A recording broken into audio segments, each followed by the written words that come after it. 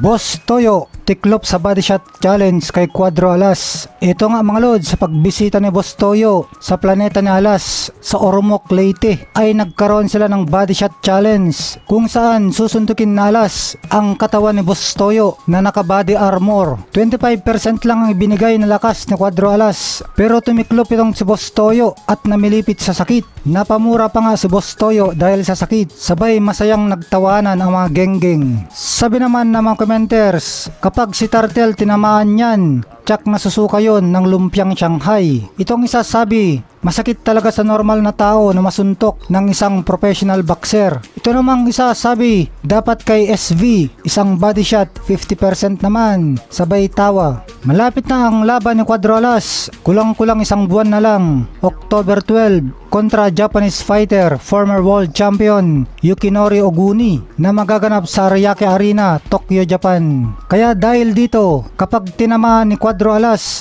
itong si Yukinori Oguni sa kanyang katawan, ay malamang titiklop din itong si Oguni. 25% lang daw.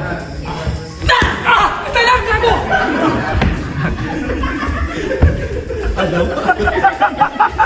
Tagtaka yan, tagtaka yan! Yan, tagtaka ba? Masakit gago! 25% lang daw.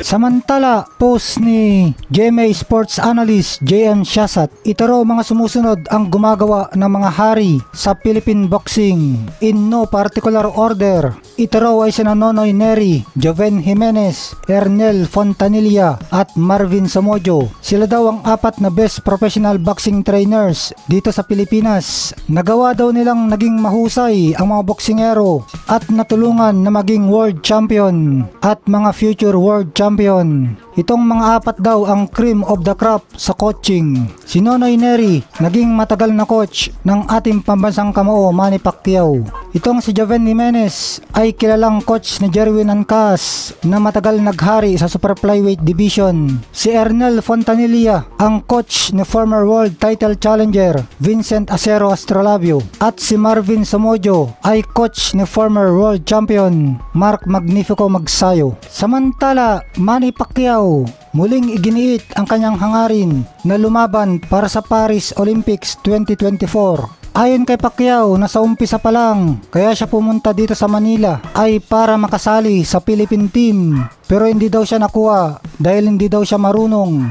Kaya napilitan daw siyang mag-professional sa edad na 16 years old. Kaya ito daw ang dahilan kung bakit hindi siya napalaban sa Olympics noon. Pero simula pa lang daw ay sa puso ni Manny Pacquiao ay gusto niyang manalo ng gold medal sa Olympics. Kaya kahit 44 years old na siya ngayon ay balak niyang lumaban sa Paris Olympics 2024 at manalo ng gold medal. Samantala mga lods, bakbakan na bukas ng ating kababayan Mandirigma Mercito no Mercy Gesta. Naganap na ang kanilang face-off ng kanyang mga kalaban na Mexican knockout artist wala pang talo na si William L. Camaron Cepeda sa lightweight division ng kanilang bakbakan sa Mexican Independence Day sa Los Angeles, USA.